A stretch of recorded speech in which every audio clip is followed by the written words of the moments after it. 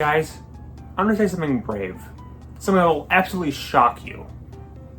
Capitalism has failed us. We need more of it. So before I even set up this video, let me get this out of the way.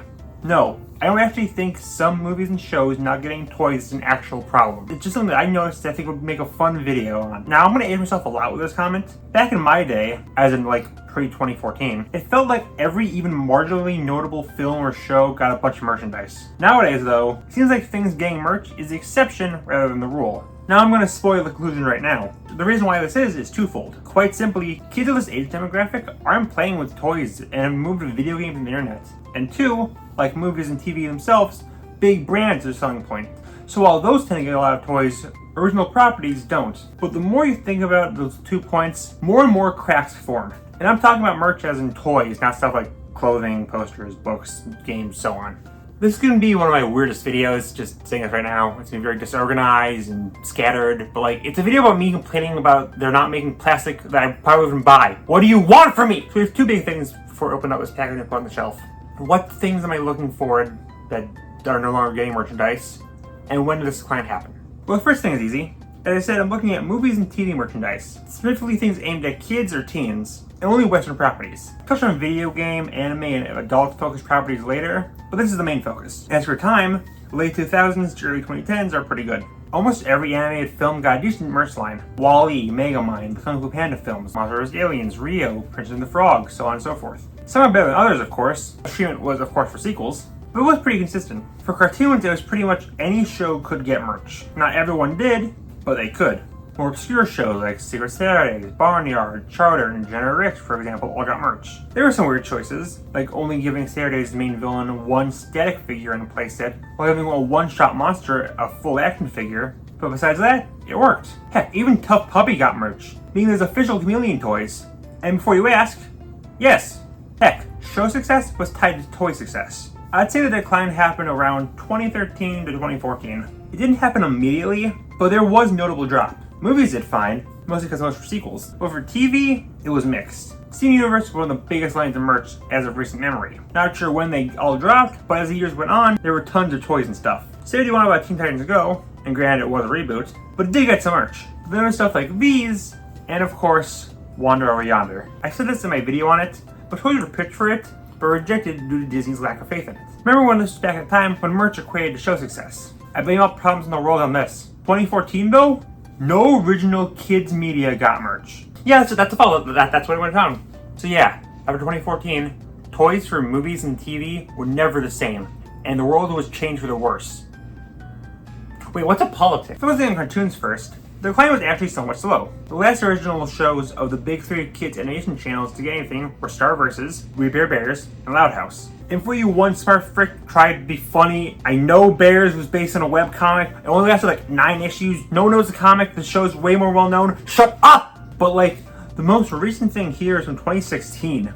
That's still 7 years of nothing. If you extend it to include reboots, the most recent things do get a bit better. 2016 reboots of Ben 10 Powerpuff Girls, but also 2022's Transformers Earthspark, and this year's Moon Girl. Not the greatest lines of merch from these, but hey, something. But the only way to get merch is to already be successful? Why not just get already existing merch then? Especially for stuff like Transformers, where they already have toys available. Especially since the new Transformers toys, based on anything that isn't the newest show, are far higher quality. The ones based on the 80s show are so freaking accurate to the show. But do they have to be? Do they think kids really care that Soundwave's left testicle accurately larger than the one on the right, as shown in episode 176? Okay, it's because it's for the adults who grew up with this show, not the newer generation. Okay, cool.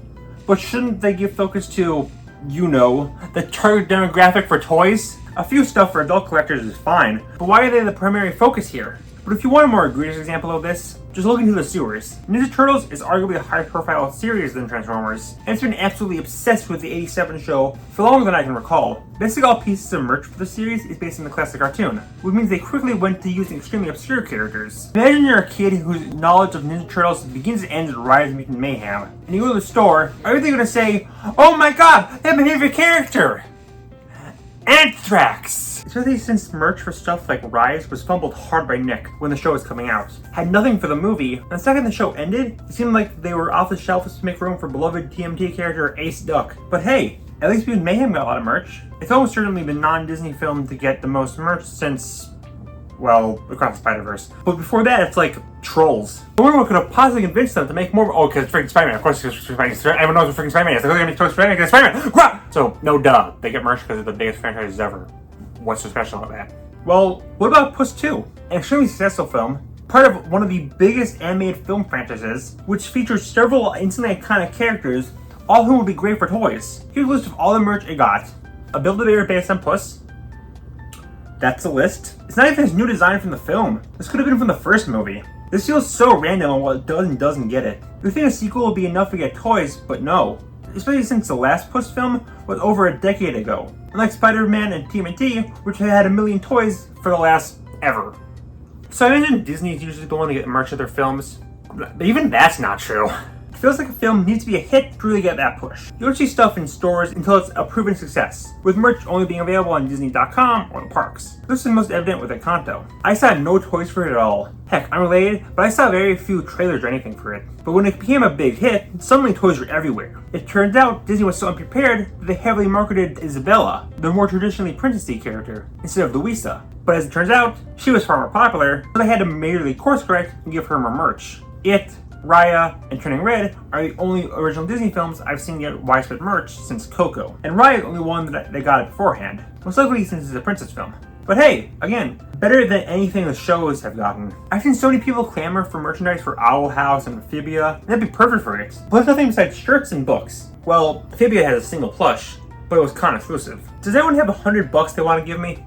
I have alluded to it, but weirdly, things that aimed at adults have more merch than ones aimed at kids and teens. Is there really that many people who need a figure of Freddy Krueger or Alien Queen? Stuff like Walking Dead, Game of Thrones, Breaking Bad, all got figures, around the same time the decline I mentioned before, despite being for a much more mature audience. It got a ton of stuff, despite being about a child murdering psycho clown. Heck, I'd go as far as to say Rick and Morty is the cartoon with the most toys since 2010. Now obviously kids and teens can be a fan of any of these so they want toys, but if that's the case, why don't they, you know, just make toys for their demographics then? Especially since they make stuff for people who were kids back in the 80s and 90s. I know I could keep complaining about 87 TMT. It's literally the reason I thought of this video. I'll mention it again. I'm sorry! But it's not just that. Like, why are Ghostbusters and Gremlins merch everywhere? Like, listen, if there's some freaking weirdo who named himself after the main villain of the first film, no one under the age of 30 knows what a Gremlin is. Outside the first two films in the 80s, it's best known for a show that got delayed more than Kingdom Hearts 3. I mean, it's only well known for being delayed, since I literally found out while making this video that it came out 4 months ago.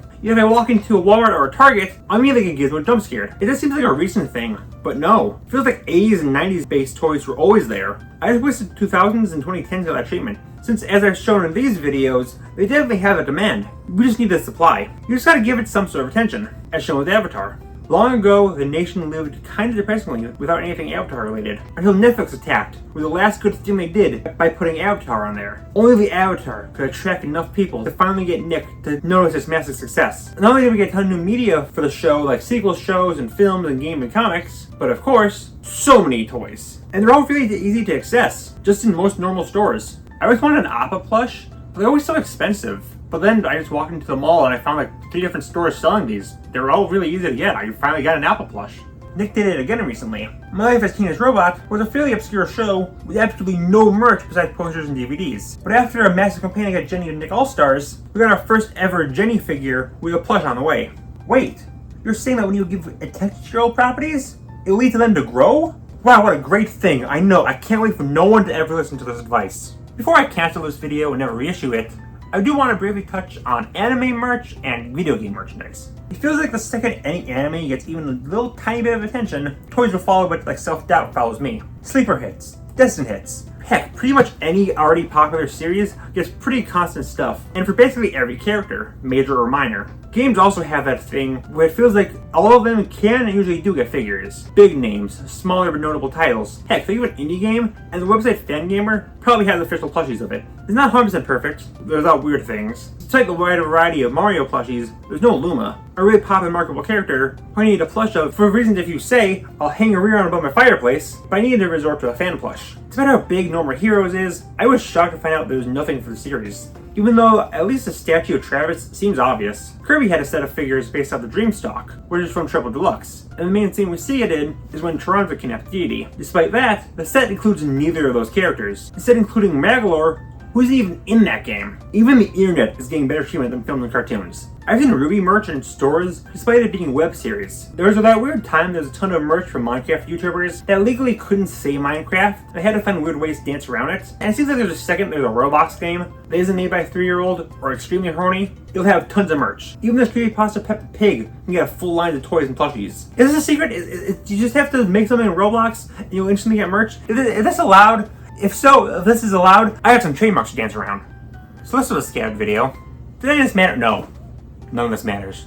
Sure, it's weird that one mass demographic is being ignored. Especially since while the excuse of internet and video games stealing attention has a fair enough argument, it only goes so far. This generation also really likes stop motion. It's easier to do with actual toys. Or they can just be put on a shelf. It's what most adult targeted ones are meant for. Like, I know teens are mostly playing games and watching YouTube, but so little tiny babies. Every time I enter a public place, there's bound to be a 3-year-old tied to a phone. There's also bound to be one holding a plush from Paw Patrol, Peppa Pig, or Bluey. Under 6 and over 35, you're set. Between that age demographic, just suffer, I guess. Unless you're a fan of Marvel, DC, or Star Wars, you're out of luck. Heck, even if you're a fan of those, you might be out of luck. As Nanda pointed out in a recent video, there's less and less figures from MCU. I guess it's a bit weird they're scaling back on those, while decreasing the amount of movies and shows they make.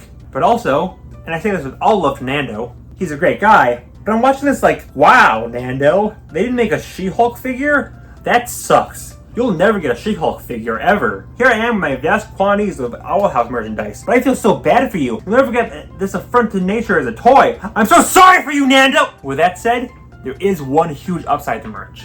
If the companies fail you, the fans got your back. Think of basically any character, there's probably fan merchandise of it. And if there's not, you can always commission it. Yes, there's some hang-ups, due to being made by just one person. Usually they're also more expensive or limited, but that's a small hurdle for salvation. Come on, Hollywood, give us more cheap plastic. Also, pay your writers, pay your actors, credit your virtual effects artists, stop using AI, quit deleting shows and services, don't cancel products when they're already finished just to save $3, and also don't freaking reboot Twilight. Oh. I'm sad now. Use the catapult to launch deadly attacks, fire missiles, and shred on the skateboard ramp.